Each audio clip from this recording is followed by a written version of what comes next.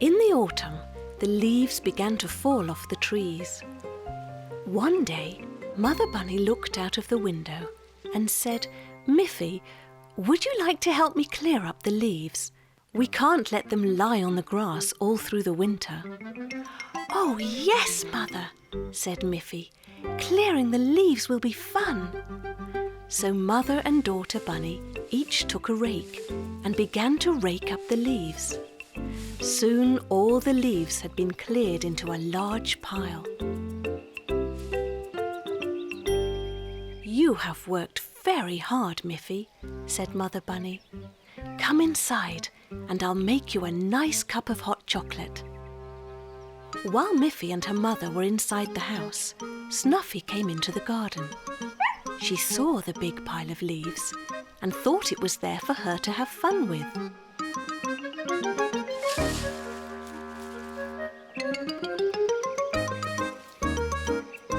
Soon the garden was once again full of leaves. "Oh, Snuffy," said Miffy, running out. "I know you are having fun, but we worked so hard to rake up all those leaves." But of course Snuffy didn't understand. She just wagged her tail and gave a couple of happy barks. Then Mother Bunny came out and said, "Snuffy, if you sit quietly and wait while Miffy and I rake up all the leaves again, then we will give you a nice bone." So Miffy and her mother once again raked up all the leaves into a big pile. It was even harder work the second time. "Now, Snuffy," said Miffy, "you were a good dog this time and didn't jump into our pile of leaves. So you deserve your tasty bone, and we deserve some lemonade." And they all went inside.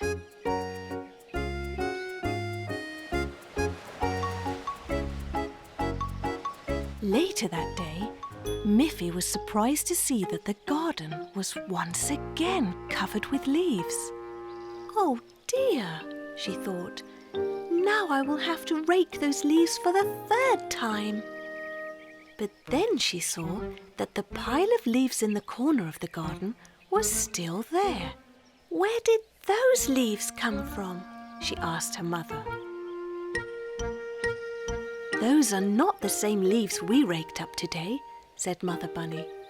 "There were still many leaves left on the branches, and now the last of them have fallen. When we rake them up this time, the job will be finished." But Miffy was too tired to do any more raking that day.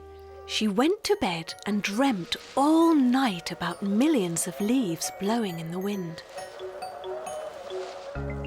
When she awoke the next morning, she was surprised to find that the garden was completely free of leaves. They had all disappeared. "Mother!" shouted Miffy with great excitement. "The leaves are all gone! What happened to them?" "There was a strong wind during the night," said her mother. "Didn't you hear it?" "I dreamt about the wind," said Miffy, "but I didn't think the dream was real." "It was real," said her mother, "and this time the wind helped us. It blew all the leaves away. And now that all the leaves have fallen off, we won't have to rake them again this year." Miffy was very, very pleased. Miffy took a bite of a big biscuit. It made a nice crunchy sound. Just then, she heard a scratching sound at the door. When she opened it, there was Snuffy. Said Snuffy, barking happily and wagging her tail. "You must have heard my biscuits crunching," said Miffy. "I suppose you would like a biscuit too." She gave Snuffy one of her biscuits. Snuffy gobbled it up, but then she suddenly stopped and pricked up her ears. "What can you hear now?" asked Miffy. Snuffy ran back to the door and began to scratch it. When Miffy opened the door, she saw her father driving home in the car. "You could hear Father's car from far away, Snuffy," said Miffy. "You have very good hearing." After lunch, Snuffy became very excited again. She wanted to go outside. Miffy asked her mother if she could join Snuffy. "But don't be too late," said Miffy's mother. So Miffy followed Snuffy. She wanted to know what else Snuffy could hear. Suddenly, Snuffy stopped and pricked up her ears. "What can you hear now?" asked Miffy. Snuffy barked as if she was saying, "Listen." Miffy listened carefully and heard a bird cheeping, but she couldn't see it. "Can you see the bird, Snuffy?" asked Miffy. There it was. A lovely bird flew into the sky.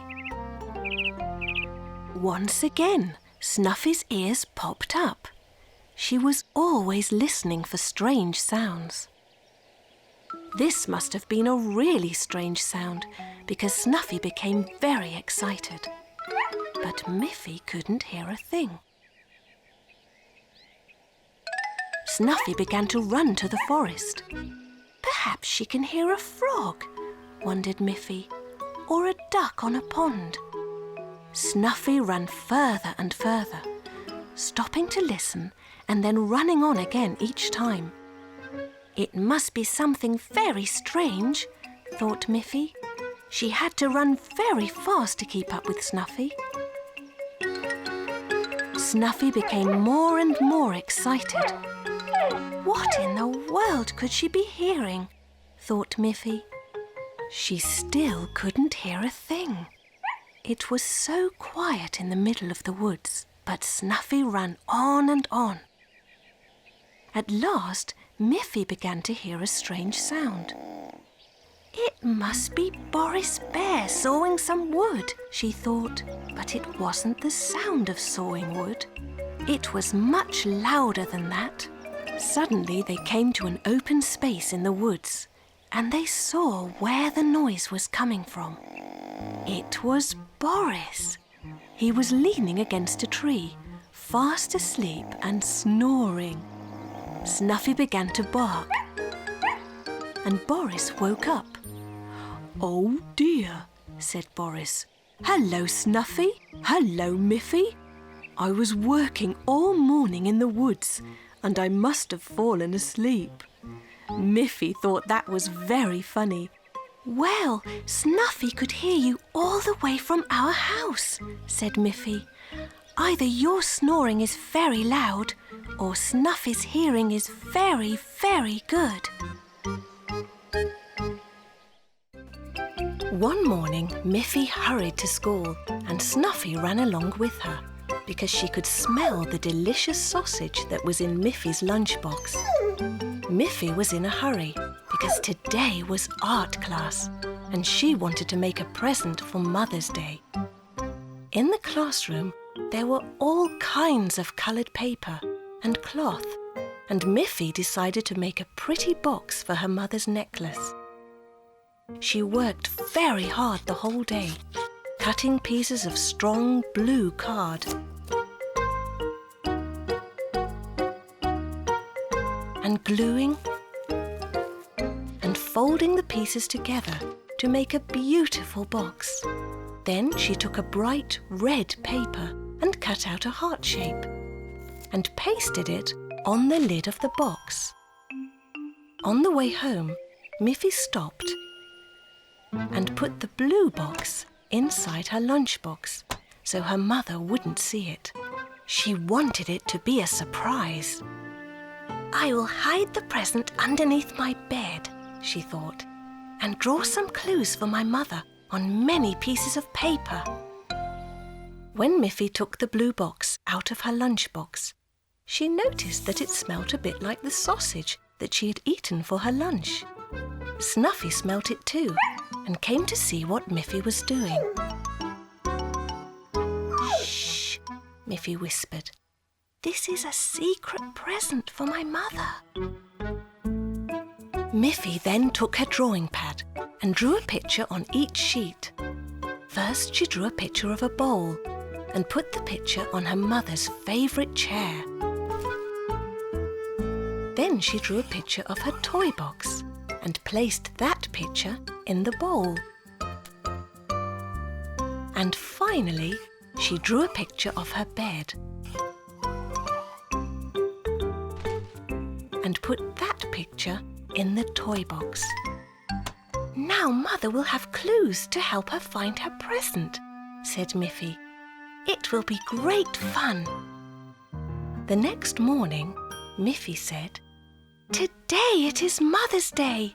It's your special day, Mother. Wouldn't you like to sit in your favourite chair? When Mother saw the picture of the bowl on her chair, she laughed. I know, she said. This is a clue, and I must look in the bowl. When she went to the bowl, she saw the picture of the toy box. And when she went to the toy box, she saw a picture of Miffy's bed. So then she looked under Miffy's bed, and Miffy smiled, thinking of how happy her mother would be when she saw the pretty blue box. But there was nothing under Miffy's bed, not even a drawing. Where should I look now? Asked Miffy's mother. Just then Snuffy came in, wagging her tail and barking happily. What have you done with the present, Snuffy? Asked Miffy. And Snuffy ran to her doghouse in the garden. Mother looked inside the doghouse, and there was the box. What a lovely present, cried Miffy's mother happily. How clever you were to make it, Miffy. And how clever you were to hide it in Snuffy's doghouse. I would never have thought to look there. Miffy laughed. It had turned out to be a very special Mother's Day.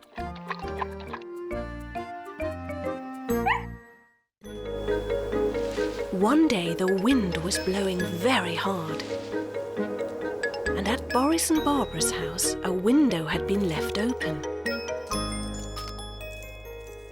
When Boris came home from working in the forest, he was surprised to find the house full of leaves.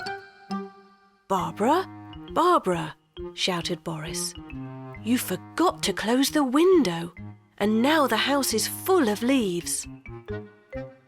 But Barbara wasn't home. Where could she be? Just then, Barbara arrived with a basket full of groceries. "Hello, Boris," she said. "I was in the village shopping for food. But you forgot to close the window. Just look at the house. The wind has blown all of these leaves into our living room. You should have remembered such an important thing." "Oh, I'm sorry, Boris," said Barbara. "I'll sweep all the leaves outside again." "But you shouldn't get too angry, because you also forget things sometimes." "I never forget important things," said Boris. He was still rather annoyed with Barbara. "I'm going to see Miffy," he said. "I remember that I promised to build a shed for her."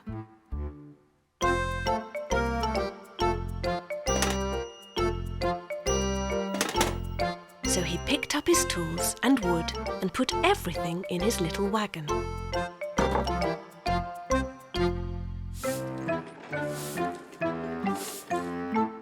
"Look," he said, "I remember to take everything I need so that I can do the job properly." Said Barbara. She didn't say any more, but continued to sweep the leaves as Boris pulled his wagon down into the forest.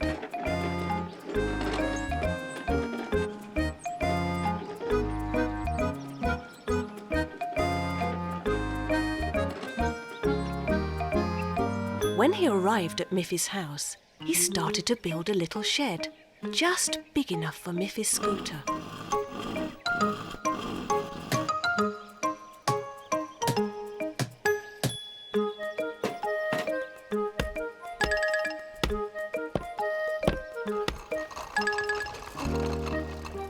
looks really good," said Miffy.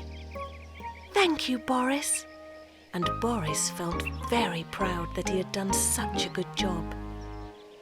Meanwhile, Barbara had finally finished sweeping all the leaves out of the house, and she was feeling very tired after so much work. She put the broom back in Boris's workshop in its proper place.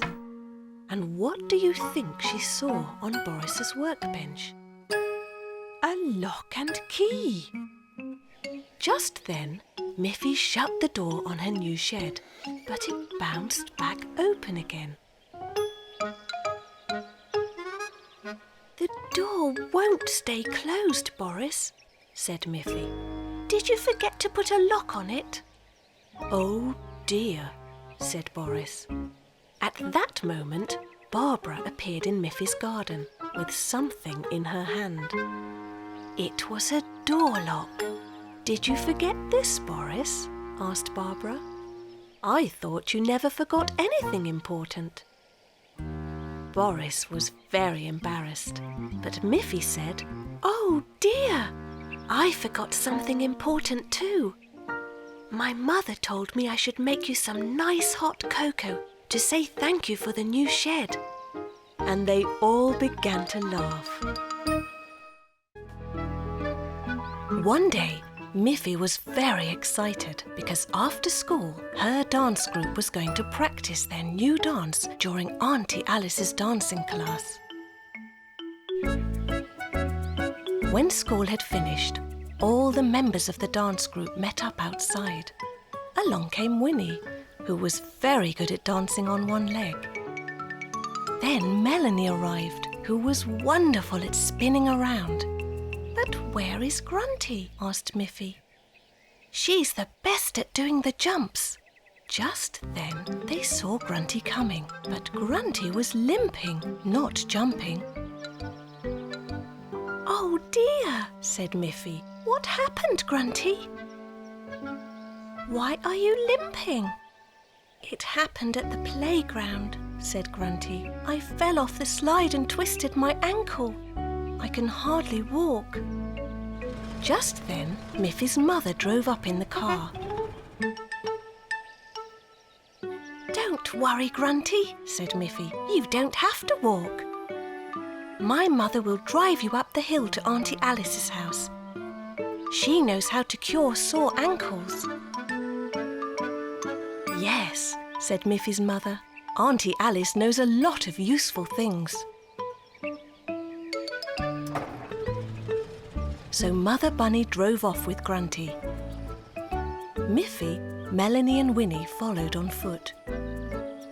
They took a shortcut through the fields, and they all arrived at the same time at Auntie Alice's house, on top of the hill. "I was wondering where you all were," said Auntie Alice. But when she heard that Grunty had hurt herself, she knew exactly what to do. "I'm going to get a cold, wet cloth and wrap it round your ankle, Grunty," said Auntie Alice. "That will make the swelling go away." Grunty sat on a chair with her leg raised on a cushion. It didn't hurt, but she was very sad that she couldn't dance with her friends.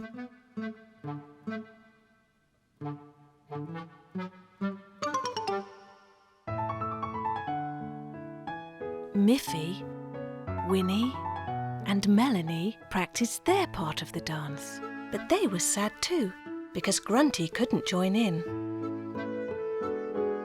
"Don't be sad, girls," said Auntie Alice. "It's not so bad. I have some special cream for Grunty's ankle, and I think she will be ready to dance at the school performance next week." When the night of the school performance arrived, everyone wondered whether Grunty would really be able to do her jumps. The curtains opened and beautiful music began to play. First, Winnie danced out onto the stage and lifted one leg. "Bravo! Bravo! Hooray!" Then Melanie came out with her lovely pirouettes, and Miffy followed with a beautiful dance like a swan. Everyone waited to see Grunty. Winnie held her breath. Melanie closed her eyes. Miffy made a wish. Then Grunty appeared and made 3 big jumps across the stage. Everyone cheered. Hooray! Hooray! Hooray! Grunty said it didn't hurt at all, thanks to Auntie Alice. Mother Bunny had baked some delicious biscuits. Miffy was bringing some to Boris and Barbara Bear. As she walked through the forest, she saw a bird in a tree. At the bottom of the tree, she noticed that there were 1, 2, lots of mushrooms. And look, she thought, there are many white clouds up in the sky. She counted. 1, 2, 3. Oh, and there are some beautiful butterflies. 1, 2, 3, 4. What else can I count?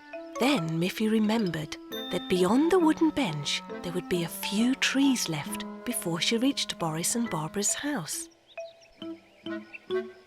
There was the bench. So she started counting. 1 tree, 2 trees, 3 trees, 4 trees, 5 trees, and there it was.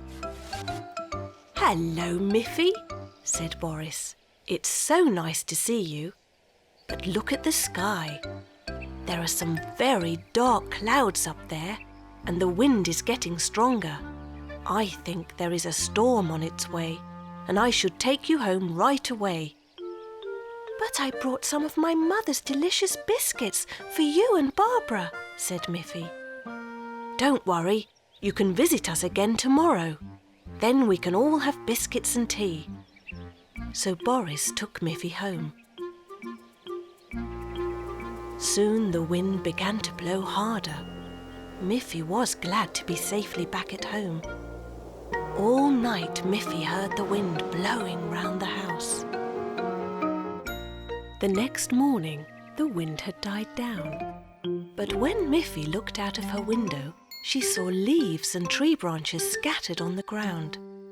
At tea time, Miffy asked her mother if she could go to visit Boris and Barbara again. "Of course, dear," said Mother Bunny, and off Miffy went. She saw that leaves and tree branches had been blown down by the wind in the forest as well. When she reached the bench, she started to count.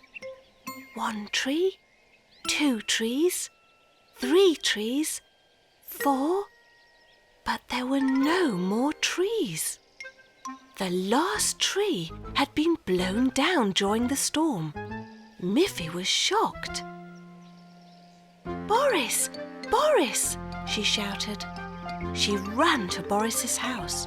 Boris came running out of the house. "Look what has happened!" But Boris didn't seem surprised by what he saw. "Sometimes trees get blown down when there's a big storm, Miffy," he said. "But come with me." And he took Miffy out to the back of the house. "Look, every year I plant some new trees and let them grow a little. And when they're big enough, I plant them in the forest." "Can I help you plant a new tree beside the others?" asked Miffy. "Of course," said Boris. "We'll do it right away."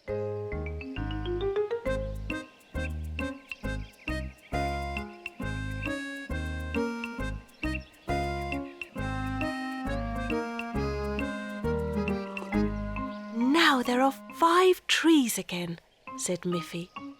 And then it was tea time, and they enjoyed the delicious biscuits.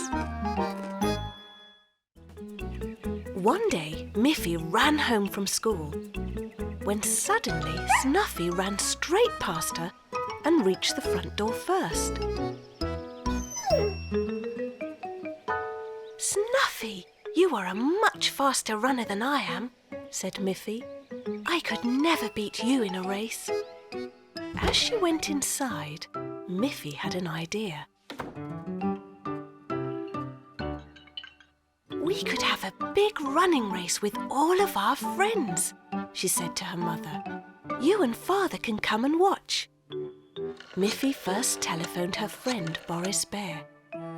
"Boris," she said, "I want to organise a race, but we shall need some signs which show us the right way to run." Boris said, "Well, I'm not very good at running, but I will be happy to make the direction signs." Then Miffy phoned her other friends and told them about the race. When the big day arrived, Boris had all the signs ready. He stuck each sign into the ground to point the way. A blue sign, a yellow sign, a red sign, a green sign, and the last one, a white sign. All the runners lined up at the starting line. There was Miffy, Aggie, Melanie, Grunty, and Boris too. Barbara held the starting flag up in the air. She shouted, "Get ready, go!" and she waved the flag. Off they went, all of them running as fast as they could. Who would win? First, they all passed the blue sign, and Aggie was in front. Boris tried to run fast, but he was not used to running, and he soon fell behind the others. Then they passed the yellow sign. Now Grunty was in front. Next was the red sign, and suddenly Melanie was ahead. Then they passed the green sign. And look, Miffy was in the lead. Meanwhile, Mother and Father Bunny had arrived, but they parked their car right in front of the white sign. Suddenly, the runners stopped and looked around them. They didn't know which way to run because they couldn't see the last sign. It was hidden behind the car. As they were looking around, very puzzled, Boris caught up, puffing and panting, completely out of breath. But Boris kept on running across the finish line, and Barbara waved the flag. "You're the winner, Boris," she shouted. "I'm so proud of you." Then Mother and Father Bunny drove away to congratulate the winner, and as they started driving, all the other runners could suddenly see the last white sign, and they began running as fast as they could. Miffy reached the finish line first. But of course, she was a long way behind Boris. "How did you find the way to the finish line so fast, Boris?" asked Grunty. "None of us could see it." "Well, I knew where the sign was because I put it there myself," said Boris. "But Boris," said Barbara, "that is not fair to the others." "But I didn't run to win," said Boris. "I'm just happy that I was able to finish the race. Miffy is the real winner." Everyone cheered and laughed because the race had been so much fun. One sunny afternoon, Miffy was at the beach with her father. She had been swimming in the sea. She came out of the water and dried herself with her pretty blue towel. Now she wanted to sit down in the sun and read her book. "You must be careful of the hot sun," said Father Bunny. "If you want to read, then you should lie in the shade."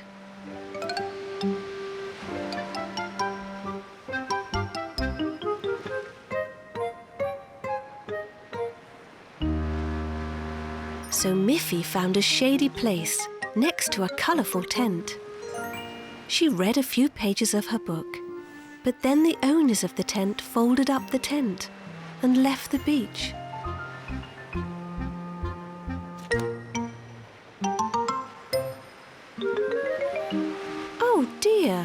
thought Miffy. Now I must find another shady place. I know, said Father Bunny. We have a beach umbrella in our car. I will get it. He put the beach umbrella in the sand. Once again, Miffy could sit down in the shade. But after she had read just a few pages, the umbrella suddenly snapped shut.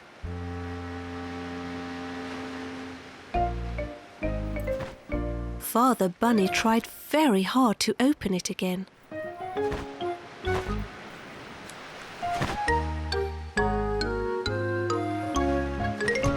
I forgot to mend the umbrella, Miffy, Father Bunny said. Just then, a large cloud floated across the sky and blocked the sun. Miffy laughed. Now the whole beach is in the shade, she said. But soon the cloud drifted away, and Miffy was in the hot sun again. There was nothing else to do but cover herself with her pretty blue towel. But there was a strong breeze, and the towel blew away.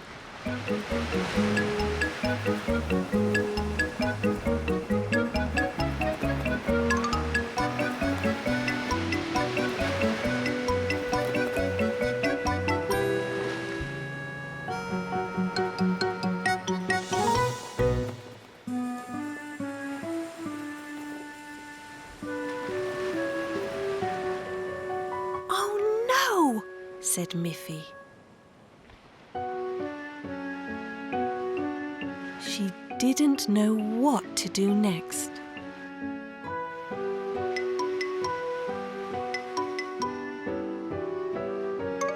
By this time, the sun was going down.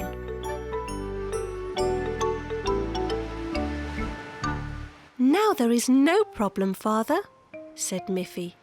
It will soon get dark. Yes, said Father Bunny. The hot sun is going down, but that also means that it's time to go home. Miffy was sorry that she had to go home, but she laughed at how difficult it was to stay out of the sun at the beach. She climbed into her father's car, and as he drove them home, she fell fast asleep and dreamt of the bright yellow sun.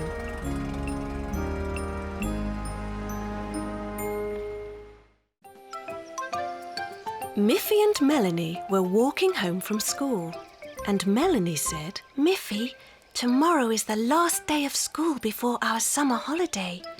Shall we make a present for our teacher? "Oh, yes," said Miffy. I will ask my mother to give me a flower pot, and I will paint a nice design on it. "Good," said Melanie. And I will make some pretty paper flowers to go into your pot.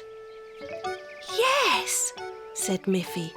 That way, our present will be from both of us together. So the two little girls went home, each to make their part of the present.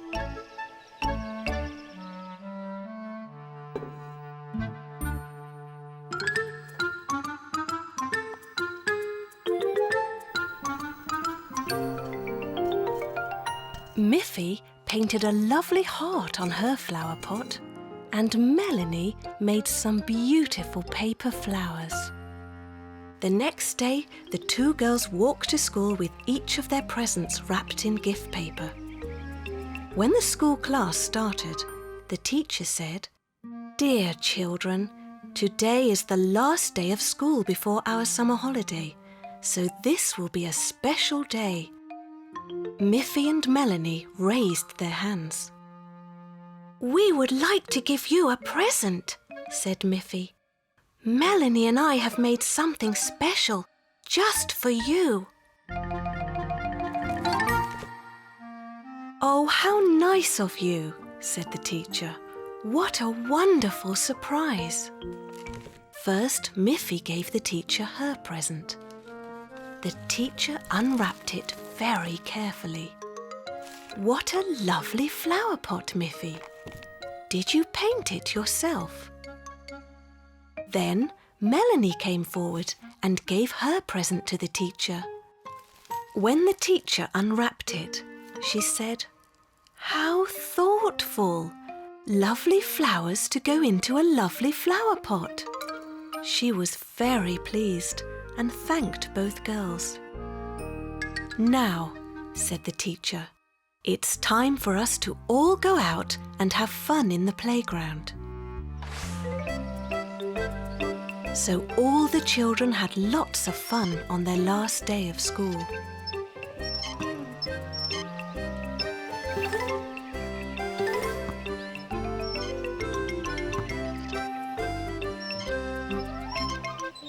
Miffy and Melanie played on the seesaw, and while they were going up and down, Melanie pointed to the schoolroom window, which was lined with real flowers in real flower pots. At the end of each school year, each of us has to take home one of the real flower pots and take care of it until school starts again, said Melanie. "I wonder which of the pots we shall get," said Miffy. When they all returned to the classroom, the teacher said, "And now, children, I will give you each one of the flower pots to take home." And she began to hand each pupil one of the flower pots. When Melanie and Miffy left the classroom, they looked back and saw the teacher putting the pot with paper flowers in the windowsill. "Because our flowers aren't real, they could stay in the classroom all summer," said Miffy. "Now everyone has some lovely bright flowers, even the classroom."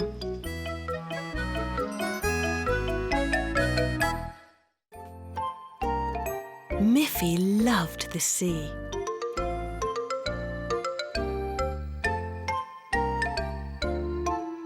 She liked to sail on it, and she liked to sit on a beach and watch the sea.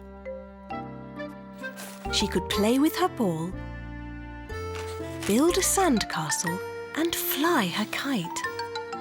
One day, Miffy's mother asked Miffy where she would like to have a summer picnic. "By the sea," Miffy answered. "What a nice idea," said Mother Bunny. "We'll have our picnic at the beach. We can spread a large blanket on the sand and put up our special beach umbrella so that we won't get sunburnt," she said. "Yes," said Miffy. "And I hope my friends will be there too, so we can all play together."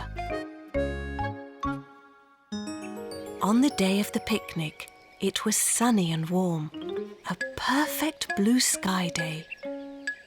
Miffy's mother prepared a lovely salad of carrots and cabbage and green and red peppers. It looked so delicious. She also made 2 bottles of carrot and parsley juice. Miffy's father said, "I will get the car ready, and you can put everything in the boot."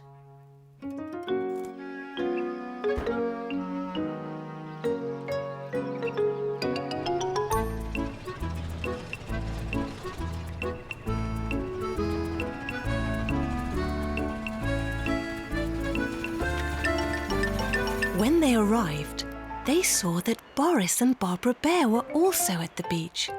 And look, Auntie Alice and Aggie were there too. Boris and Barbara had a basket full of freshly picked blueberries from the woods. Auntie Alice had a large box of her home-baked biscuits and chocolate cake. She said, "Why don't we join our picnics together?" "What a good idea," said Father Bunny. "Let's spread this blanket out for all that wonderful food."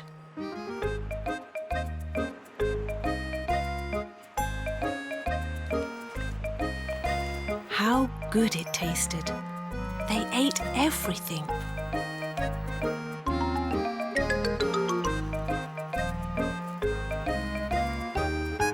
When they had finished, Auntie Alice said, "Before we play a game, let's all sing a happy summer song." Aggie began to play her accordion.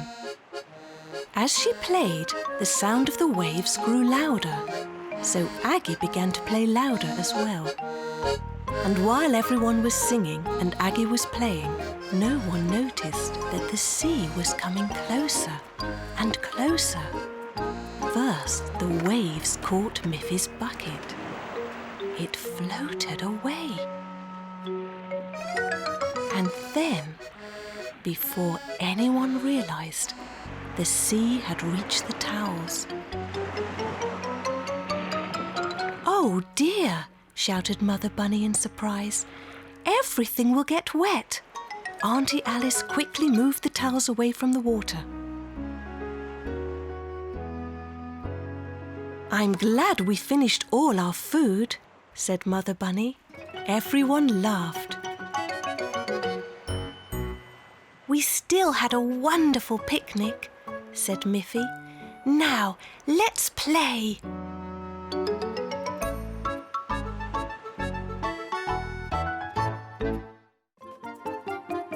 "Where is my school bag, Mother?" asked Miffy one morning. "Your school bag is just where you left it, Miffy," said her mother. "But I have searched everywhere," said Miffy. "I'll help you," said her mother. "Let's search your room."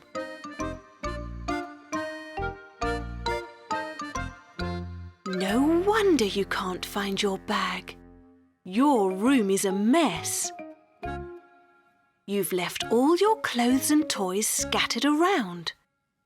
But when you come home from school today, I'll help you tidy up your room. Here is your school bag, Miffy. Meanwhile, there was something happening at Boris and Barbara's house. Boris was shouting, "Barbara, where is my hammer?" "Your hammer must be just where you left it, Boris." "But I have searched everywhere," said Boris.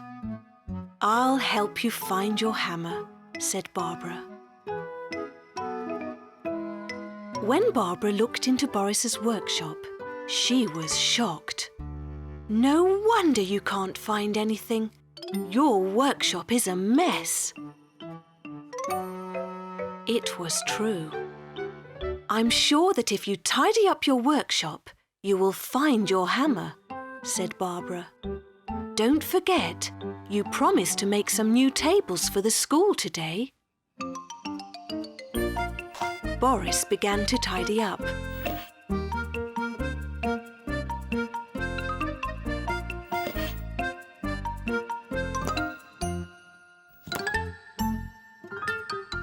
And soon found his hammer.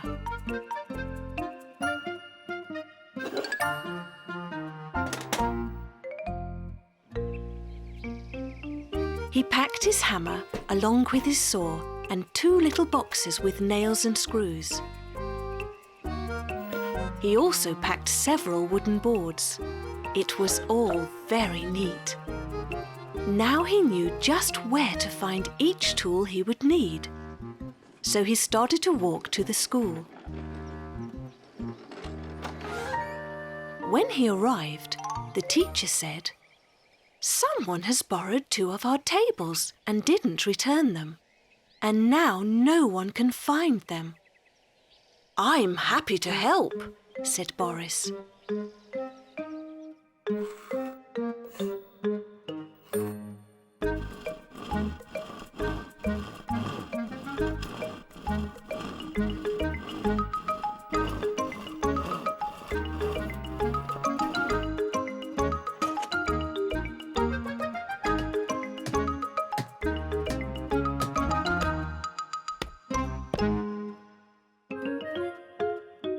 Miffy said to Boris, "I couldn't find my school bag this morning because my room was untidy.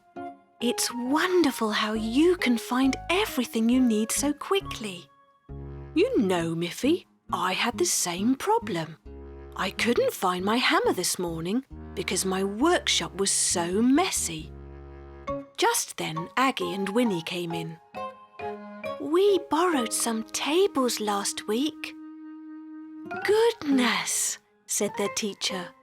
Boris has just built us 2 tables to replace the ones that you forgot. Boris looked at Miffy and winked. You see, Miffy, he said, how important it is to have everything in the right place. Miffy loved to look out of her window and watch birds flying over the meadows and butterflies flying over the flowers. How wonderful it would be to fly, said Miffy. I wonder if I could fly too. Maybe I can. I've just never tried. I don't have wings like the birds or the butterflies, she thought, but maybe I could fly by flapping my arms. So she went outside and ran very fast, flapping her arms as hard as she could. But she just fell down.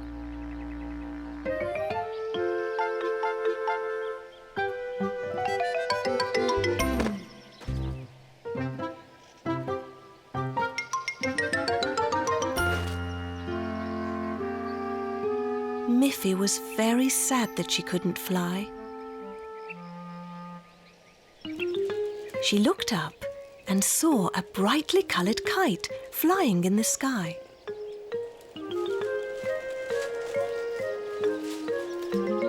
At the end of the string was Grunty. Miffy ran up to Grunty and said, Grunty, wouldn't it be wonderful if I could have paper wings and you could fly me like a kite? What a fun idea, said Grunty. So Grunty and Miffy ran to Miffy's house to ask for some paper. Miffy's mother just smiled and asked Miffy, why do you want to fly? Bunnies don't usually fly. But it would be wonderful to be able to fly and float. Birds and the butterflies are so lucky that they can fly. Yes, they are lucky. And maybe you are lucky to be a bunny. Miffy's mother gave Grunty and Miffy some paper. They cut out large pieces of paper and glued them to a frame made of sticks and made a large kite.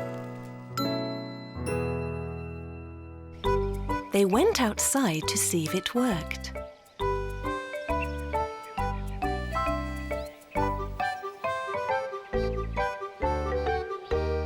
They tied Miffy to the kite, and Grunty pulled and pulled on the string. No matter how hard they tried, the kite could not lift Miffy off the ground.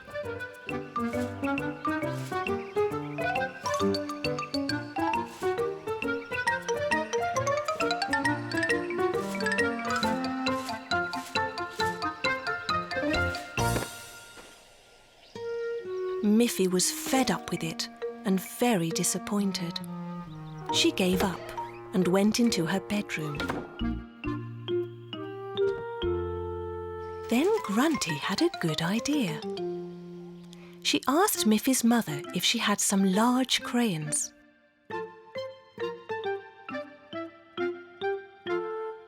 Grunty took the crayons and began to make a drawing on the kite.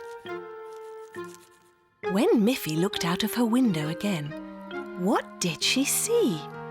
There was the kite flying high in the air, and on the kite was a drawing of Miffy. Look, Miffy, said Mother Bunny. You are flying at last. Miffy had to laugh.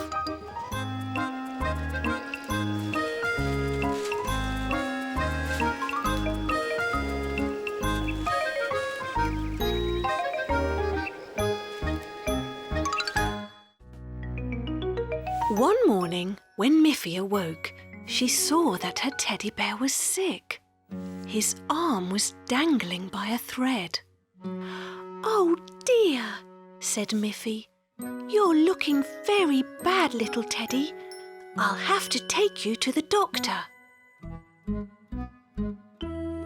"Is there a doctor for teddy bears?" she asked. "Well," said Mother Bunny, "the very best toy doctor is your own Auntie Alice." So straight after breakfast, Miffy carefully wrapped her sick teddy bear in a napkin and placed him in her scooter basket in order to bring him to Auntie Alice.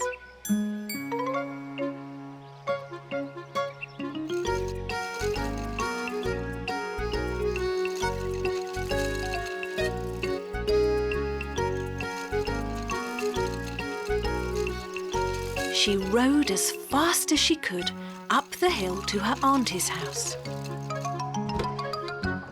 "Will you please look at my teddy bear?" asked Miffy. "Mother said you're the very best toy doctor." "Well," said Auntie Alice, "come in, Miffy dear, and let me examine the patient." Auntie Alice placed Miffy's teddy bear on the table and carefully removed the napkin. "Oh dear," said Auntie Alice. "This is a more serious condition than I thought. Look, even the stuffing is coming out of his body."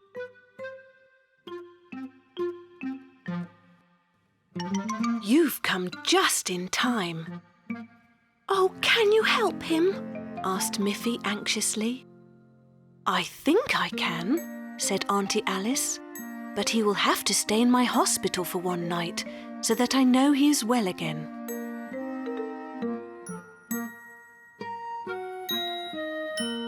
Miffy was very sad to be without her teddy for even one night. But she had to go home. Back home she felt very sad. She could hardly eat her dinner. "I don't think I can sleep very well without my teddy bear," she said. "Well, Miffy," said her mother, "I will telephone Auntie Alice and ask her if you can stay with her tonight so you can be close to your teddy." "I've already sewn Miffy's teddy together, so if she comes back here to sleep, I'll put him in her bed as a surprise for her when she wakes in the morning." So Father drove Miffy to Auntie Alice to stay for the night.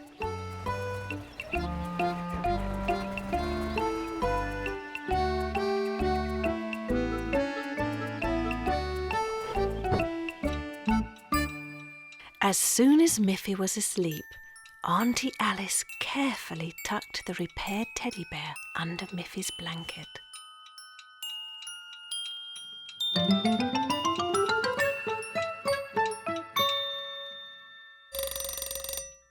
When Miffy awoke in the morning, she saw right away that her teddy was healthy again.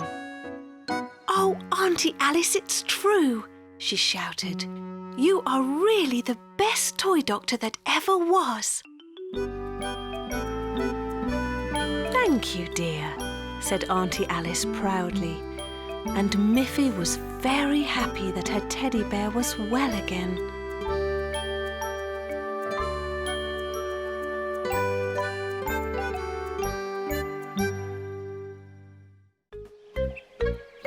One day, Miffy and her friends were playing with a ball.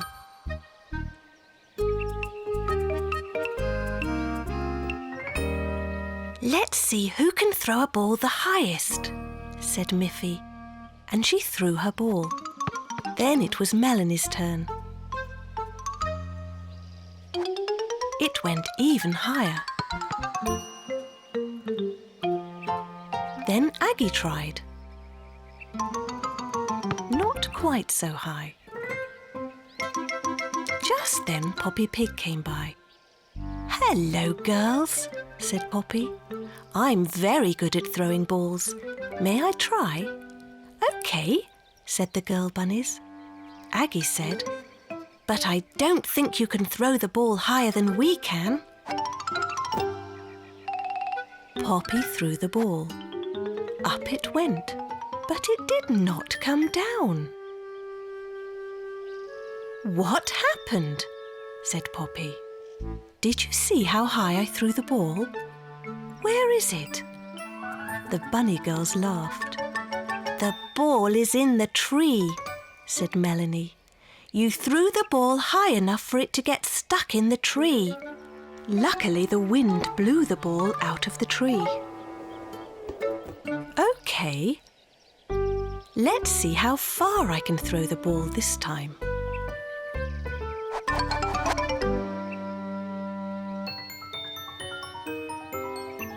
The ball sailed away and splashed into the pond. "Oh dear," said Poppy, "I have lost your ball and I can't swim."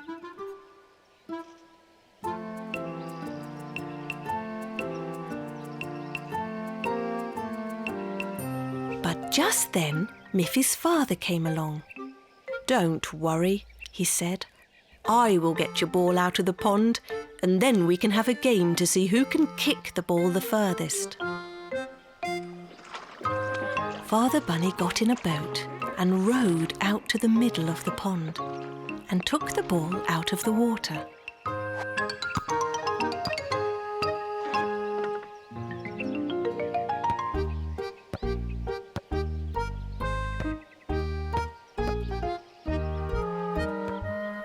"Aggie, let's see how far you can kick the ball," said Father Bunny.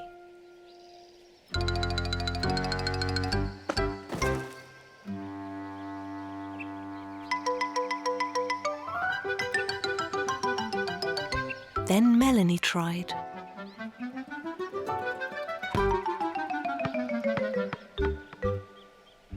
"All right," said Father Bunny. "That was very good.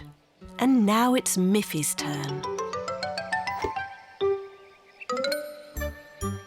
"Now, young bunny girls," said Father Bunny, "I will show you how to really kick a ball."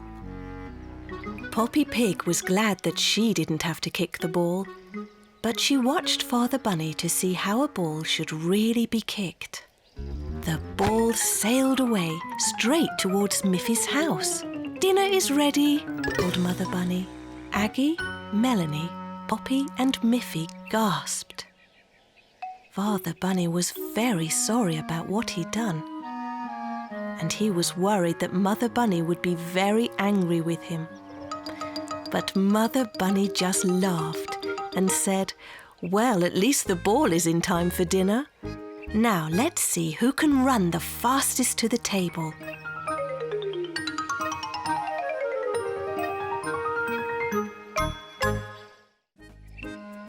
It was a beautiful day. The sun was shining, the birds were singing, and the flowers were in bloom. Miffy thought, "This is going to be a nice day." "Mother," said Miffy, "it's such a lovely day. May I visit Poppy Pig?" "Yes, Miffy, but it's a long way and your scooter is broken. You'll have to walk."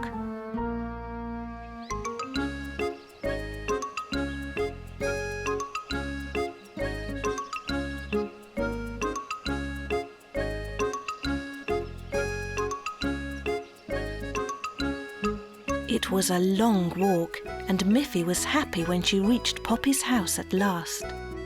She knew that Poppy always had some nice biscuits to eat. When she knocked on the door, she could almost taste those biscuits, but there was no answer, and she looked up and saw a note stuck at the door. Miffy read the note. "I'm off to visit my cousin. Back next week," it said. "Oh, well," thought Miffy, "what else can I do on this lovely day?" She walked all the way back home.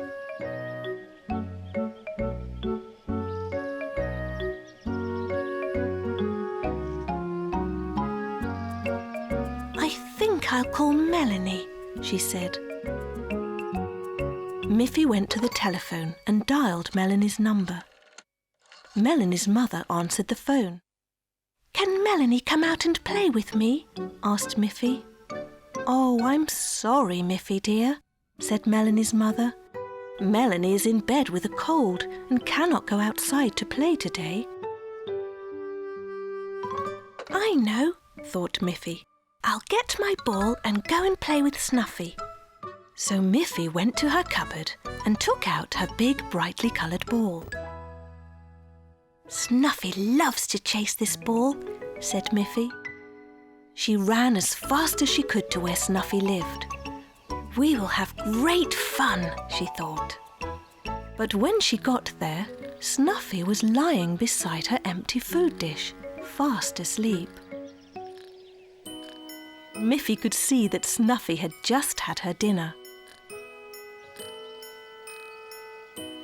Miffy bounced her ball up and down, but Snuffy only opened one eye, just a little bit, and then closed it again, and stayed fast asleep. So poor Miffy had to go home again, still with no one to play with on such a beautiful day. I'll just have to play by myself, she thought, but I can still have fun. I'll go and fly my kite. She took out her beautiful kite with the long ribbons. She held onto the string and ran across the meadow. She ran and ran, but the kite just bounced along the ground. There was no wind at all, and the kite could not fly up into the air. Miffy stopped running. This started off as such a nice day, she thought, but everything went wrong. I think I'll just go home. At home, Miffy took one of her favourite books from her shelf. Here is something that never goes wrong, she said. A good book.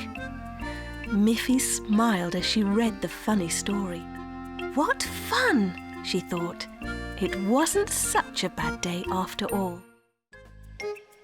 Every time Miffy passed Poppy Pig's house, she admired the beautiful apple tree in Poppy's front garden. In the autumn, the leaves were golden in colour. In the winter, there were no leaves at all. In the spring, lovely white blossoms covered the entire tree. And in the summer, the tree was full of little green apples. Oh, Poppy, said Miffy one summer day, I would love to taste one of your apples. Not yet, Miffy dear, said Poppy. The apples are still too small, green and hard. You must wait a while. The next time Miffy walked by Poppy Pig's house, she saw that the apples were larger and were changing their colour, half green and half red. Now may I please taste one of your apples, Poppy? Asked Miffy. Not yet, Miffy, said Poppy. The apples must be all bright red before they are ready to eat. As Miffy was very excited, it was difficult for her to wait for things. She was so eager to taste one of those apples. Very soon, all the apples were very big and bright red. But birds like red apples too. Poppy thought, it's time to pick those apples before the birds eat them. That very day, Miffy walked home from school very quickly, hoping that at last Poppy's apples would be ready to eat. She was so excited, thinking about how good they would taste, and could hardly wait to get to Poppy's house. And there it was. But look! There were no more apples in the tree. All those wonderful apples were gone. Miffy ran to Poppy's door and knocked, but Poppy was not home. Who could could have taken Poppy's apples? Miffy wondered. She looked into Poppy's kitchen window. There were no apples on the table.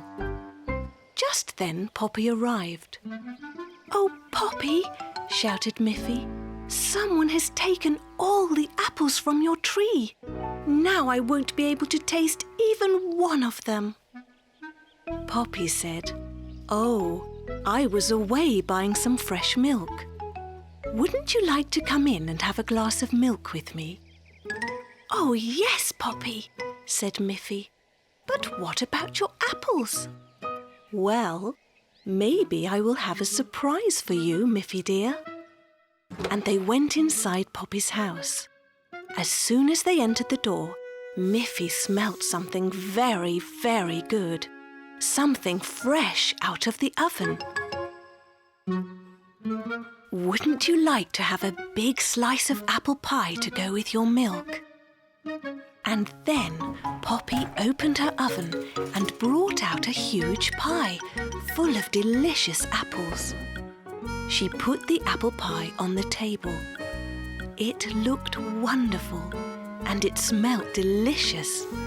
Miffy was very surprised and very happy.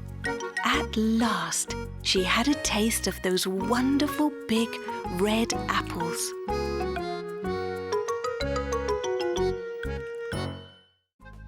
Miffy, Melanie and Grunty were invited by Boris and Barbara Bear to a picnic at their home in the forest. The three friends walked very quickly through the woods to get there. They were all very hungry. Soon they were there, and they saw Boris making a circle out of some stones on the ground. Barbara was preparing lunch on the picnic table. "Hello, Miffy. Hello, Grunty. Hello, Melanie," she called. "I'm putting some of the vegetables from our garden into this pot. We will have a wonderful vegetable soup for our lunch." "Hello, Miffy. Hello, Grunty. Hello, Melanie," called out Boris. "I'm going to cook the soup for our lunch, and you are going to help me cook it. Melanie, you can look in the woods and find some very small sticks to help start the fire. Grunty, will you please fetch some logs from the pile in the back of the house? They will burn hot enough to do the cooking." Then Barbara said, "And Miffy, will you please help me slice the carrots and cabbage for the soup?" So everyone had a job to do.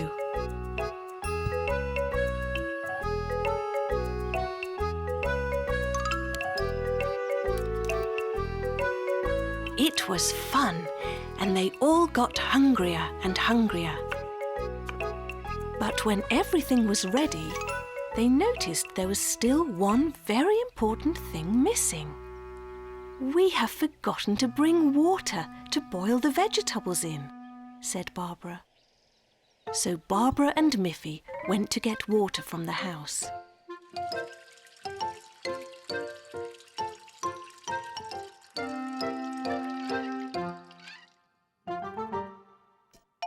Once they had filled the pot, they carried it outside. They placed the big pot full of water and vegetables over the fire.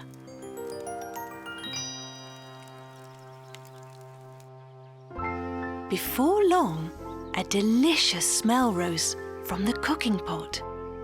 And as the soup began to boil, they all noticed an exciting bubbling sound. "That bubbling is just like music!" shouted Miffy. "Yes," said Barbara, excited. "But it needs some rhythm." And she began to tap the cooking pot with a wooden spoon. It made a ringing bell-like sound. Then Melanie stamped her feet in the same rhythm. And Grunty picked up 2 sticks and began to click them together. "I'll get my banjo," said Boris, and he ran to the house. When he came back out, strumming his banjo, Miffy also started to dance. and everyone followed her around the soup.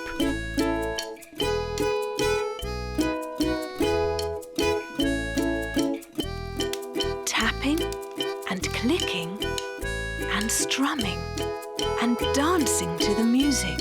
It was a real promenade, a real forest orchestra. When they had circled the cooking pot 3 times, the soup was ready at last. The music and dancing had made them all happy and very hungry. So when Barbara finally passed around their bowls and spoons, they all ate the delicious music soup with extra joy. It never tasted so good.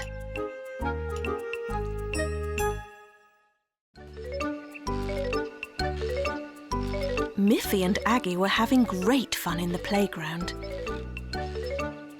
Look at how they went up and down on the seesaw.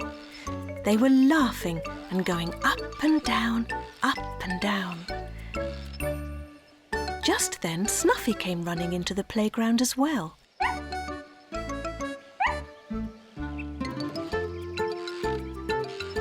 She was wagging her tail and barking happily. "Look, Miffy," said Aggie. "Snuffy would like to have a go on the seesaw too."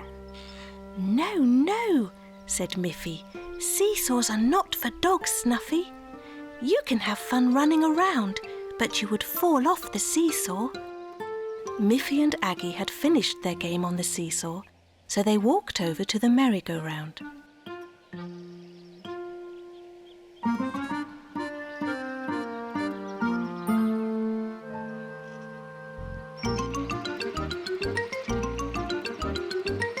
They pushed with their feet, and the merry-go-round went around and around, faster and faster. Snuffy ran around it, around and around, wagging her tail and barking eagerly. "Look, Miffy," said Aggie as they spun around and around. "Snuffy wants to be on the merry-go-round too." "No, no," said Miffy. "The merry-go-round is a lot of fun for us, but you would surely fall off and hurt yourself if you got on it." "The merry-go-round is not for dogs, but you can run around it if you like." Soon the merry-go-round slowed down. Miffy and Aggie were a little dizzy. Snuffy still wanted to play, and she was almost able to climb to the top of the slide. But she wasn't able to hold on to the ladder, and she fell on the ground, making a little yelp. "Oh dear," said Miffy. "Are you hurt, Snuffy? The slide is not really for dogs, you know. You must be more careful in this playground." "Let's rest a little," said Aggie. So they decided to sit on a bench for a while to eat some of the biscuits that their mothers had packed for them in little paper bags. "Here, Snuffy," said Miffy. "You can have a biscuit too. Biscuits are good, even for little dogs." Miffy and Aggie laughed. They didn't want Snuffy to be sad just because she couldn't join in. "So now, please wait quietly, Snuffy dear, while Aggie and I go to play on the slide." Then Miffy climbed up to the top of the slide and slid down, laughing happily.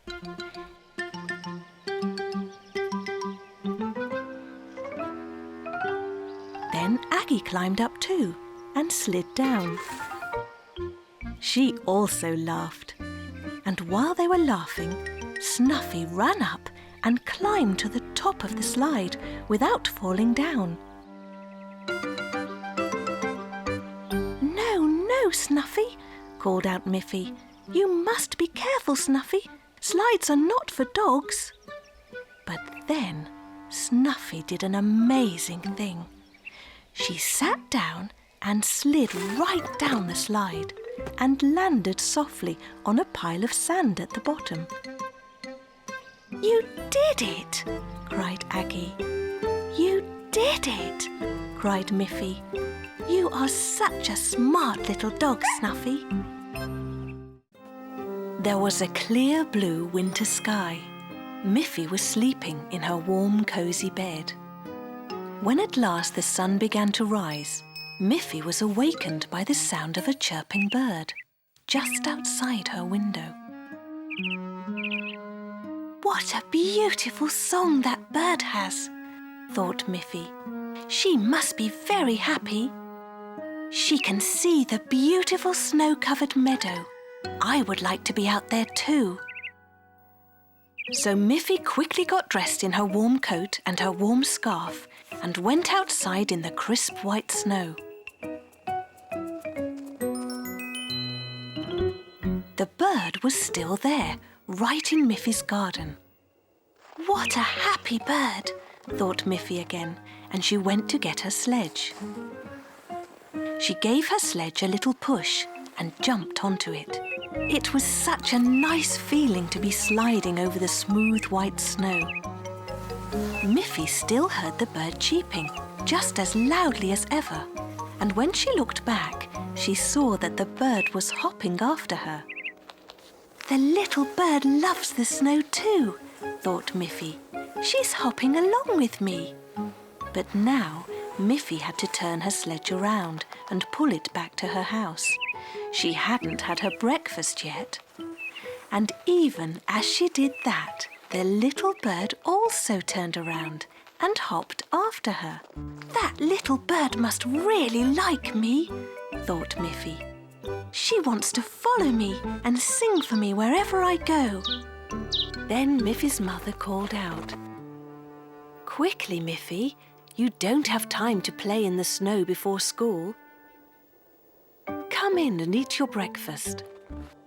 When Miffy had finished her breakfast, the little bird was still there, sitting on the windowsill. And as Miffy walked to school, the little bird followed her again, all the way to the school. "Do you want to go to school, little bird?" asked Miffy. "You already know how to sing." Miffy thought it was funny that the little bird followed her everywhere, always singing. Even as she sat in her classroom, the little bird sat outside the window. When it was time for break, all of the children went out to play in the snow, and they were all delighted to see the little bird hopping all around them. Melanie said, "I think that little bird is trying to tell us something, Miffy." "Yes," said Miffy. "She's been chirping and following me all morning." "Maybe she is hungry, Miffy," said Melanie. "Oh dear," said Miffy. "I didn't think of that. The snow has covered the grass and there is nothing outside for a bird to eat." Miffy felt bad. "Oh, I am silly," she said. "I should have known the bird was hungry." She ran inside and brought out the little paper bag with her lunch in it. She took out a nice piece of brown bread and spread some crumbs on top of the snow. The little bird immediately jumped over to the crumbs and ate every one of them.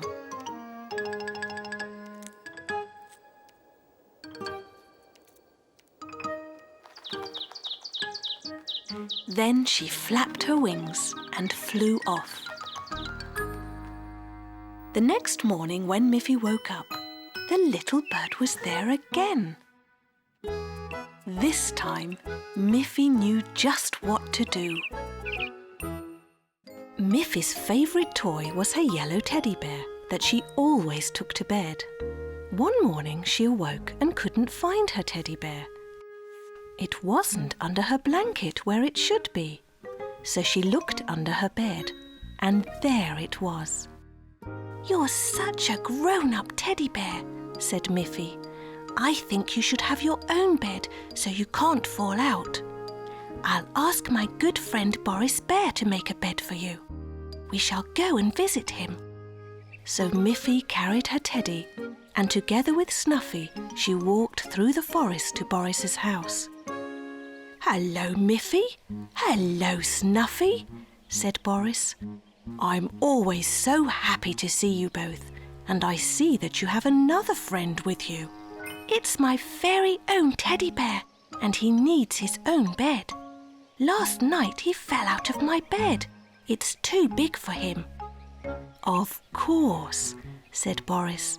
"He must have his own bed. I will make one for him in my workshop." Boris then started to make a little bed for Miffy's teddy bear. Miffy helped by handing Boris the tools when he called for them. And even Snuffy helped by fetching the pieces of wood. Soon the little bed was finished. "It's a lovely bed, Boris," said Miffy. "Thank you very much for making it for my teddy." It had been a lot of work, and Miffy was tired. Just then she heard... It was Father Bunny. Barbara had telephoned him and asked him to come and collect Miffy and Snuffy. "Look, Father," called Miffy. "Here is a lovely bed that Boris made for my teddy." "Boris is so clever," said Father Bunny. "Did you remember to thank him?" "Oh, yes," said Boris. "Miffy thanked me very politely. It was a pleasure to make the little bed for her." Then it was time to ride home in Father Bunny's car. Father carefully put the bed on the back seat of the car and laid Teddy Bear in it. Snuffy jumped next to it, and Miffy got into the car as well. They waved goodbye to Boris and Barbara and set off for home. Miffy was very tired after such an exciting day and such hard work. Soon she fell fast asleep, even though the road was very bumpy. When they drove around a corner, the wheels of the car hit a big bump, and the teddy bear flew right out of the car. Miffy was asleep, and her father was busy driving. He didn't even see that the teddy bear was gone. When they arrived at their house, Snuffy jumped out of the car and ran away. Miffy looked on the back seat and saw that the little bed was empty. Where was her teddy bear? She began to cry. "Oh dear, Teddy Bear is lost in the forest. I'll never see him again." "I think it will be very difficult to find your teddy bear in the big forest." "And where is Snuffy? She has also gone," said Miffy. Suddenly they heard the sound of barking. They looked back and saw Snuffy come running out of the forest. "Look, Miffy," shouted Father happily. "Snuffy has found your teddy bear." How happy Miffy was. She patted Snuffy. "You are such a good dog. I am happy to have you as a faithful friend." One beautiful summer day, Boris Bear was making a circle with some stones. He was building a fire because he wanted to surprise Barbara with a nice picnic on the hill. When the stones were ready, he went into the forest to find some wood to burn in the fire. At the same time, at Poppy's place, Poppy was saying to her niece Grunty, "This is such a lovely day. Why don't we go to the hill and have a picnic?" "That's a good idea," said Grunty. "Let's bring lots of carrots." Meanwhile, Mother and Father Bunny were having the very same idea. "This is such a splendid day," said Miffy's mother. "We can all go to the hillside for a picnic." "Oh, wonderful," said Miffy. "I love picnics. Shall we invite Auntie Alice?" "Yes, we will," said Father Bunny. "And Auntie Alice always makes such delicious cakes and biscuits." So all the friends were getting ready for a picnic, but none of them knew that the others were doing the same thing.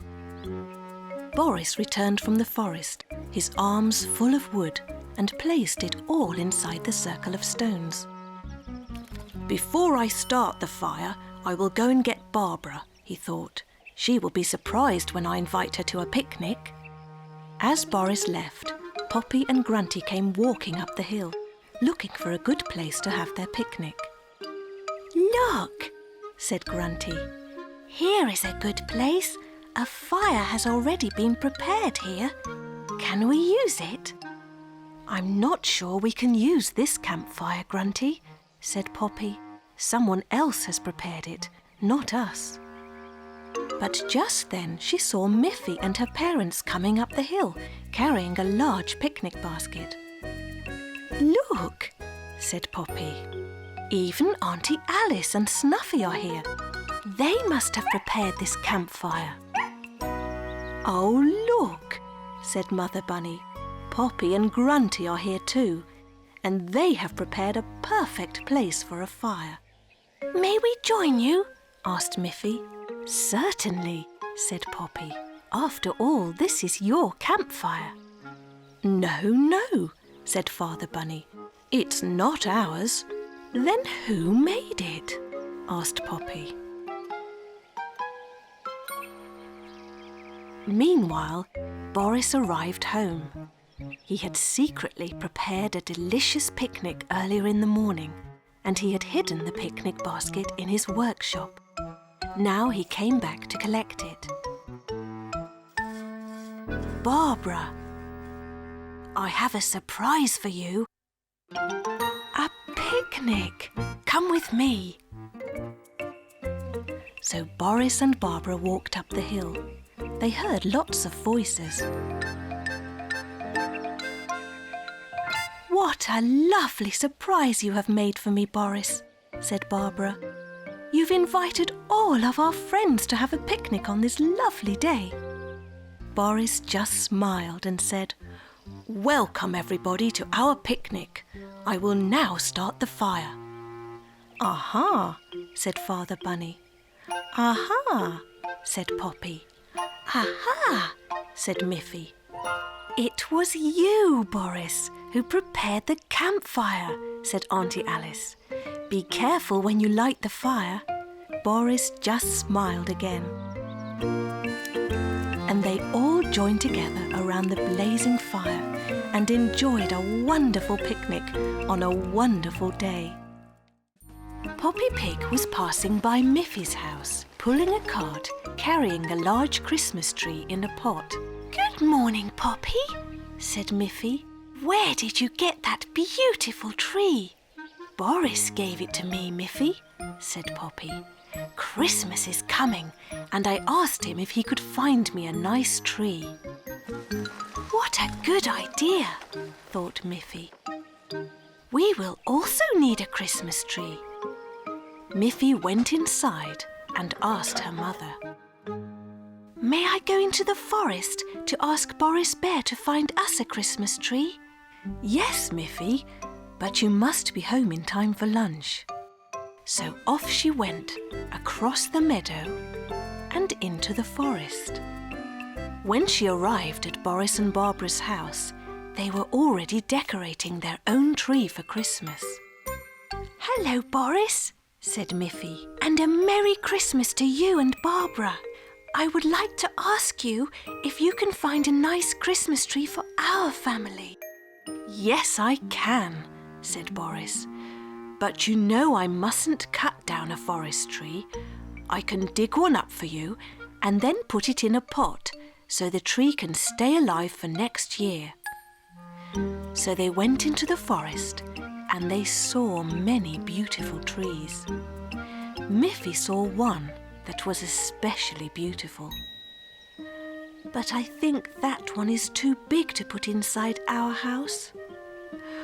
"Well, what about that charming little one over there?" "Oh, that one is too small. All our Christmas tree decorations won't fit on such a tiny tree." Then Boris pointed to a medium-sized tree. "Do you think this one will do?" he asked. "Yes," said Miffy. "That's a lovely one. Can you dig that one up for me, please?" So Boris dug up the tree, being very careful not to damage its roots. I will bring it to your house tomorrow." Miffy was home just in time for lunch, and she told her mother about the lovely tree that Boris was going to bring them. The next evening, Miffy and her mother and her father were busy decorating the tree. It looked so beautiful and even had flashing lights. In the morning, Miffy was on her way to school and little Snuffy was running along with her. When they arrived at the school, there was Boris with a very big tree for the schoolyard. "Hello, Miffy," said Boris. "This is the tree that you said was too big for your house, but I thought it would be just perfect for your school." The school teacher and all the children were very pleased to have such a wonderful tree for their school. All the children were soon at work, making decorations for their new tree.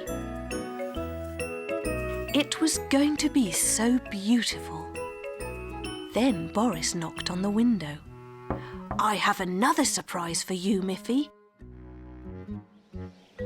I also brought the tiny tree. I think it will be perfect for Snuffy." "How wonderful," said Miffy. "Snuffy's own special Christmas tree to put near her doghouse." All the school children were happy with their big tree. At Christmas, Miffy and her parents were happy with their medium-sized tree. And little Snuffy was very, very happy with her very own tiny tree. One bright summer morning, Miffy was ready to go to school, so she went out to get her scooter. She was very surprised to see that her scooter had turned yellow. "That's very strange," thought Miffy. "I thought my scooter was red." She walked around the scooter. There was nothing remarkable to see, except for the changed colour. Miffy carefully touched the frame to see whether the yellow colour might have been painted on, but it hadn't. She ran back into the house. "Mother," she asked, "can a scooter change colour overnight?" "I don't think so, Miffy," said her mother. "But yesterday my scooter was red, and today it's yellow," said Miffy. "There must be a reason for that, Miffy," said her mother. "Best to take the yellow scooter to school now, and we will solve the puzzle later." So Miffy went to school on the yellow scooter. She was very puzzled. How could this have happened? She wondered. All day she wondered about what had happened to her red scooter, and she couldn't concentrate on her lessons. When class was over, Miffy came out of school with her friend Melanie and looked at the other children's scooters. There was a blue scooter. There was a green scooter. There was a brown scooter, and there were 2 yellow scooters.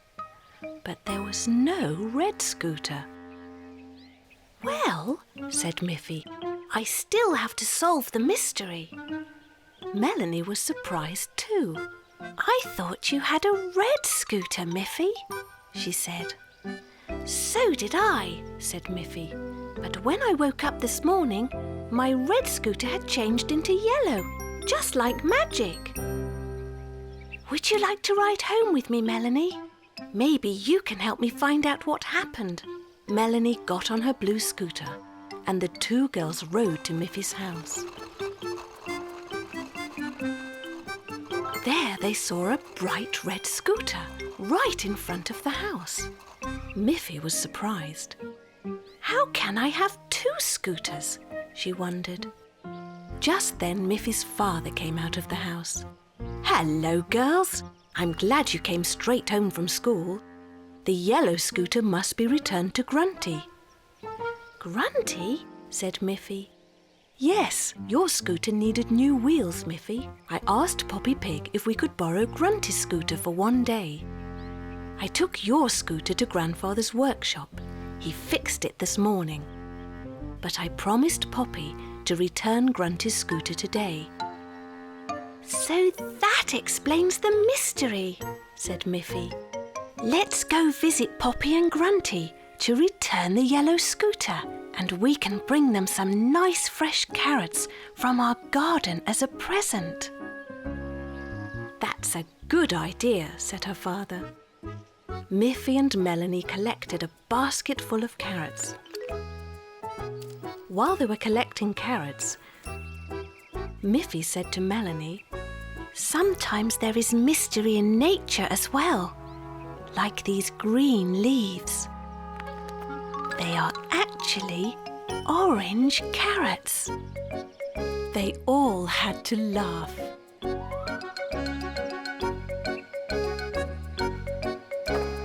And then they set off to Poppy's house. One day in school, the teacher said, "Today I'm going to show you something special. Let's close the curtains and switch off all the lights." When it was completely dark, the teacher turned on her desk lamp and shone it on the wall. Then she held up a piece of paper that had been cut into the shape of a little girl bunny. "Look," said the teacher.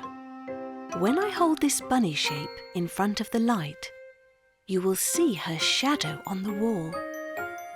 And there it was, a great big shadow, exactly in the shape of a girl bunny. "Can you see?" said the teacher. "When anything or anybody is in front of a light, there will be a shadow. You can try it yourselves when you go out in the sunshine." As Miffy and her friends walked home, it was getting dark and the sun was low in the sky. All the trees cast shadows of their trunks across the ground. "Try not to step on the shadows," said Miffy. "Let's jump over them and only walk on the sunny parts."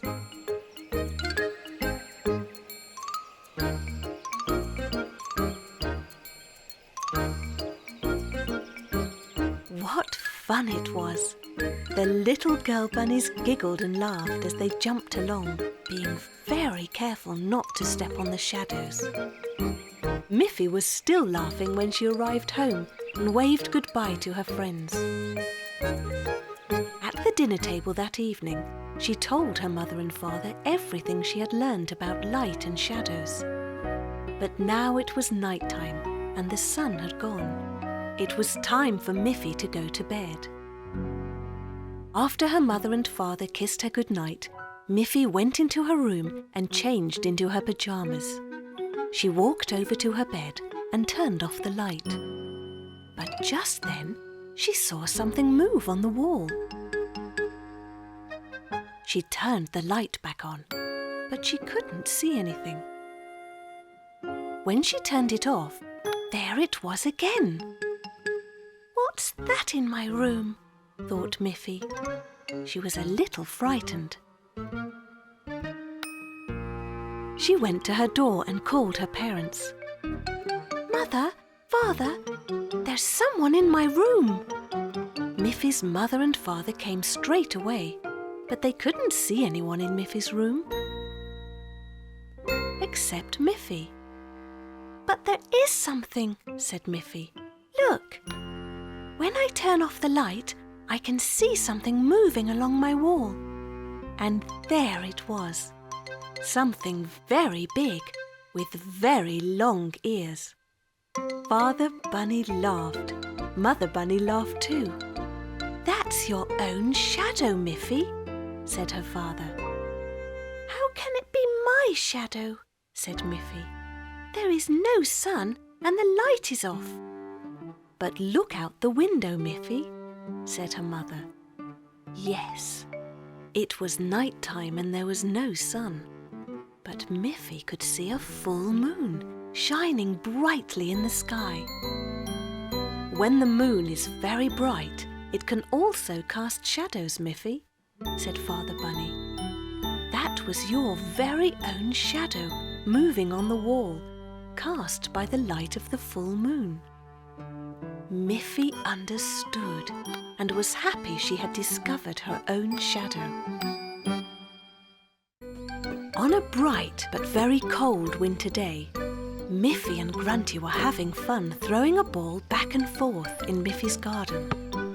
Snuffy was there too, running and jumping up, trying to catch the ball herself. Then, when Miffy threw the ball, Snuffy caught it in her mouth. Grunty had to laugh, and Miffy too. But when they wanted to continue to play with the ball, Snuffy did not listen to Miffy. "Snuffy, give me the ball," said Miffy. But Snuffy just ran away with it. Then Mother Bunny came out of the house and called, "Isn't it too cold for you to be outside, girls? Even the water in this flower pot is frozen. I have made some hot chocolate for you to warm you up again. Come in, girls."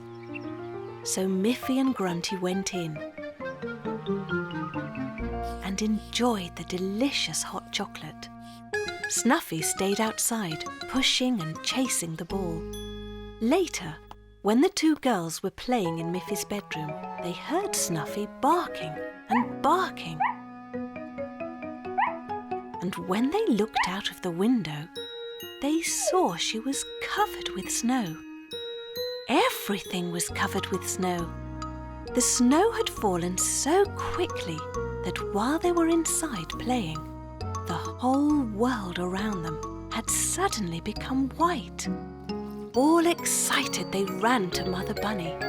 "Mother, Mother," said Miffy, "can't we go to the lake now?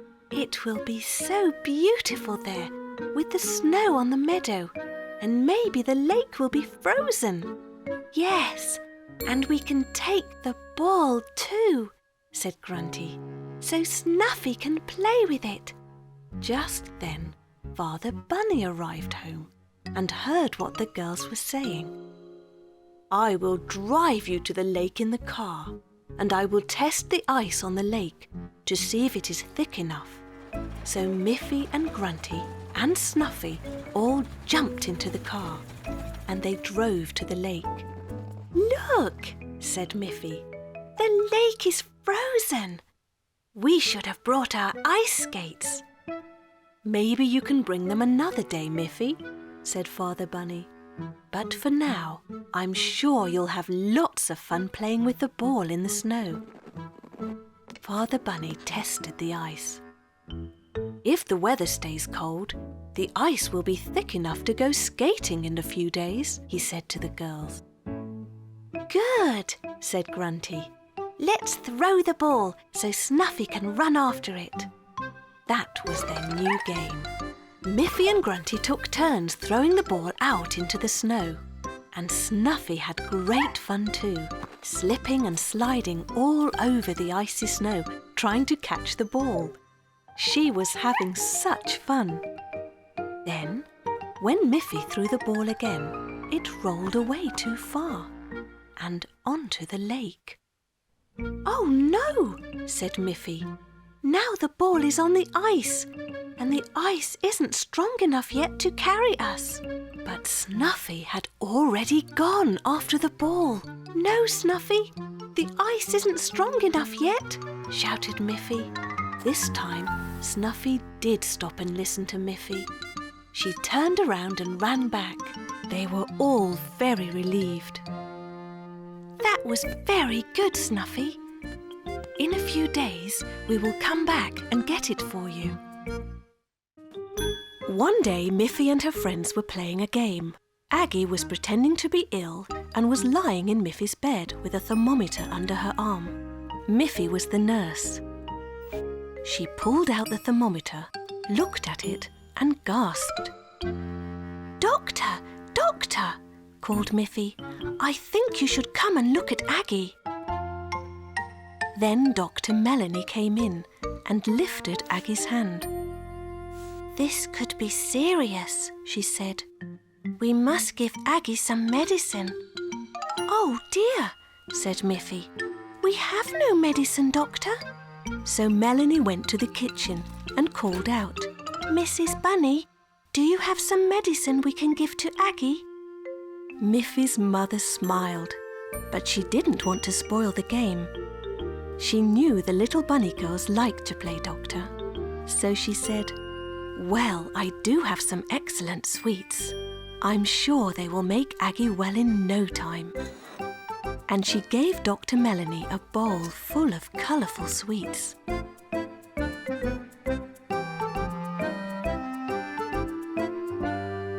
Melanie gave Aggie one of the sweets.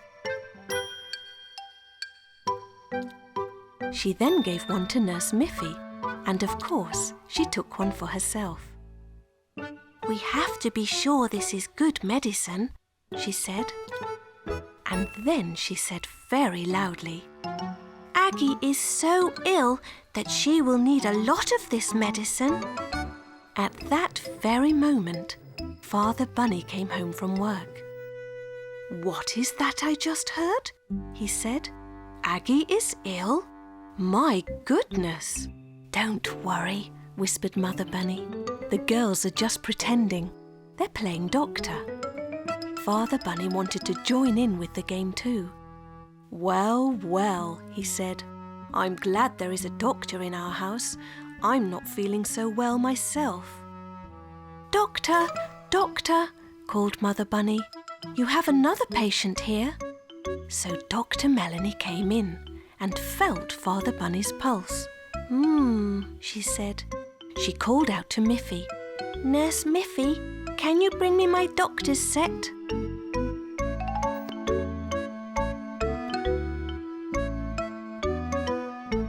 Miffy came in carrying the case. Here it is, Dr. Melanie.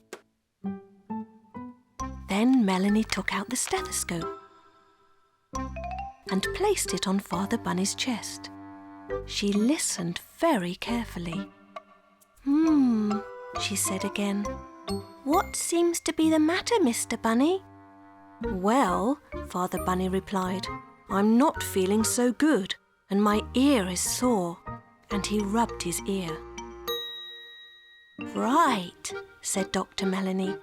We will take care of that immediately. She took a bandage out of her set and asked Miffy to climb up onto a chair. Then she handed the bandage to Miffy, who carefully wrapped it around her father's ear. When she had finished, they all laughed because Father Bunny looked so different. Father Bunny was very proud of his beautiful bandage.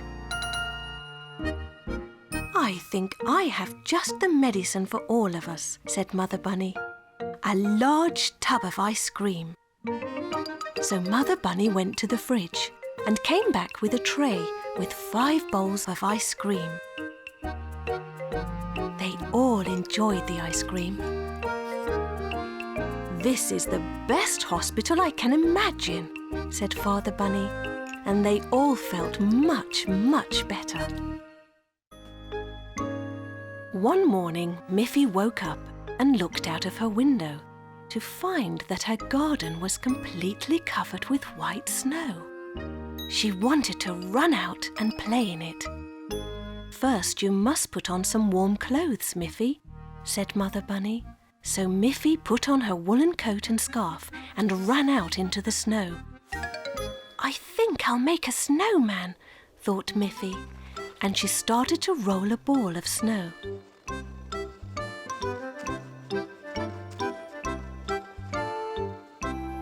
Just then, Boris and Barbara Bear skied into Miffy's garden. Good morning, Miffy, said Barbara. Boris and I were out skiing, and we thought you might like to come too. Oh, that would be fun, said Miffy. I got a pair of skis for Christmas, but I haven't tried them yet. Don't worry, said Boris. We will teach you how to ski. Miffy was so excited. She ran into the house and got her skis.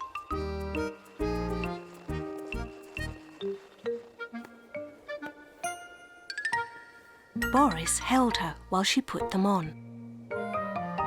You look like a proper skier already, said Barbara. Let's start at the easy level on the flat ground. "Oh, look!" shouted Miffy happily. "I'm really skiing!" But then she fell. "Don't worry, Miffy," said Barbara. "We've been skiing a long time, but we still fall down sometimes." Miffy picked herself up and was soon skiing along nice and smoothly.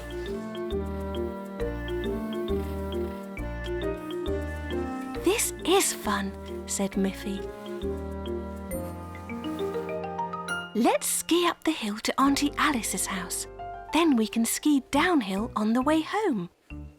So they began skiing up the hill, but Miffy kept sliding backwards. Boris helped Miffy and showed her how to point the skis outward so that they could grip the snow. "I think I can do it," said Miffy. So she tried, and she found that it worked. It was hard work, and by the time they reached Auntie Alice's house, they were out of breath. Auntie Alice heard the swishing of snow and the huffing and puffing outside her house, and she came out to greet them. "Hello, mountain skiers," she said. "I think you all need a nice cup of hot chocolate." Boris, Barbara and Miffy took off their skis and went inside with Auntie Alice to enjoy some of her wonderful hot chocolate. "Thank you, Auntie Alice," said Miffy. "Now we are ready for the fun part, skiing down the hill." So they said goodbye to Auntie Alice and put their skis back on. "Be very careful skiing downhill," said Boris. "You have to learn how to slow down and not go too fast." But Miffy could hardly wait to start, and off she went, faster and faster down the hill. It was fun, but also a little scary. She forgot how to slow down, and when she came to a little hill, she flew right up into the air and landed in the snow. Boris and Barbara skied up to her. Miffy said, "This morning I wanted to make a snowman. Now I am a snowman myself." They all laughed. Miffy's father was very proud of the family car. He liked to clean it, and he loved to go driving in the clean car. "It's a dry, sunny day today," he said to Mother Bunny and Miffy, "so we can go for a drive, and my car won't get muddy." Miffy asked, "Where shall we go, Father?" "We could drive out into the countryside and stop by Auntie Alice's house. Perhaps she would like to come with us." "Oh, yes! It's fun when Auntie Alice comes," said Miffy, and off they went. At Auntie Alice's house, Miffy and Father Bunny went out of the car. They saw a note on the door. Father Bunny read it aloud. "I'm off to visit Boris and Barbara Bear. Back later." "Well, why don't we go to Boris and Barbara's house as well?" said Miffy. So they set off into the woods where Boris and Barbara lived. There were many fallen leaves on the way, and driving along made them twirl up and settle all over Father Bunny's clean car. "Oh well," said Father Bunny as they drove along. "It's only a few leaves, and they can be easily wiped off." Close to Boris and Barbara's house, they turned a corner, and before Father Bunny could see it, the car drove over a pile of thorny bushes. Sssss, went one of the car's tires. "Oh dear," said Mother Bunny. "One of our tires has been punctured." "Who could have put those thorny bushes in the middle of the way?" said Father Bunny. "We came upon them so suddenly, I had no time to stop." Just then Boris came running out to them, carrying a rake. "Hello!" he shouted. "I heard the noise and wondered what happened. I'm so glad to see you're safe." I was clearing away all the dead thorn bushes and was just about to rake them out of the way. But I see that I'm too late. Oh well, said Father Bunny. We do have a spare tyre in the boot of our car, so it's not a problem. I will help you change the tyre.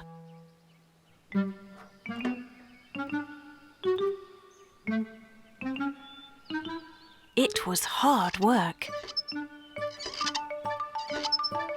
and very dirty. And Father Bunny's suit had got all dirty.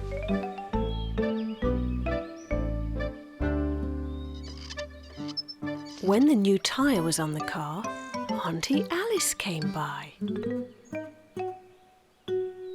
"Hello," said Auntie Alice. "What are you doing here?" "We were coming to see you and Barbara," said Miffy. "Oh dear," said Auntie Alice. "I'm already on my way home. It's a long walk and it will be dark soon." "We're late because we had a flat tyre, but now we've fixed it, so we will be happy to drive you home," said Father Bunny. "Oh, thank you," said Auntie Alice. "That is very kind." So off they went with the new tyre and Auntie Alice. It started to rain, and soon the ground became very muddy. By the time they dropped Auntie Alice off and arrived back home, their car was covered in mud. Miffy said to Father Bunny, "Father, it was so good that you cleaned your car this morning." And everyone laughed.